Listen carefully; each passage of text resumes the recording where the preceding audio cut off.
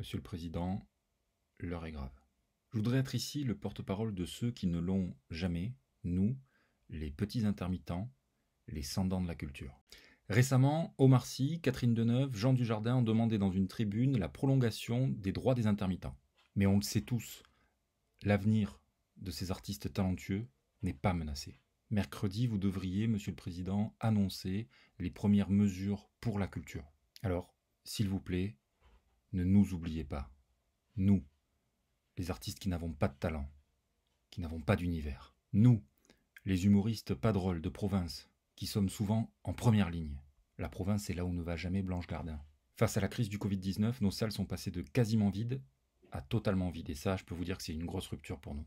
Et toutes les études sont unanimes, les humoristes pas drôles ont moins de chances de s'en sortir que les autres. On n'a pas de talent, vous voudriez aussi qu'on n'ait pas d'argent, c'est ce qu'on appelle la double peine. Je pense aussi à mes amis régisseurs, techniciens, qui bien souvent prennent des risques tous les week-ends pour brancher un projecteur sur une prise multiple Ikea qui est elle-même reliée à un micro-ondes pour chauffer des tartines chèvre-miel distribuées à un public pauvre.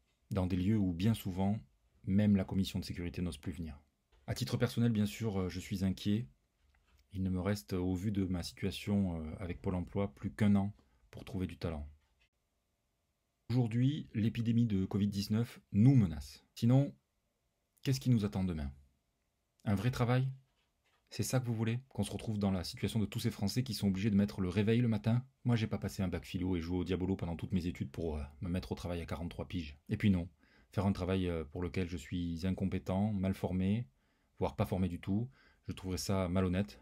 J'aurais l'impression d'être un député La République En Marche à l'Assemblée nationale. Après cette crise, nous le savons, ne survivront que les meilleurs d'entre nous, Blanche Gardin, Édouard Baird, les Chevaliers du Fiel. Oui, mais qui?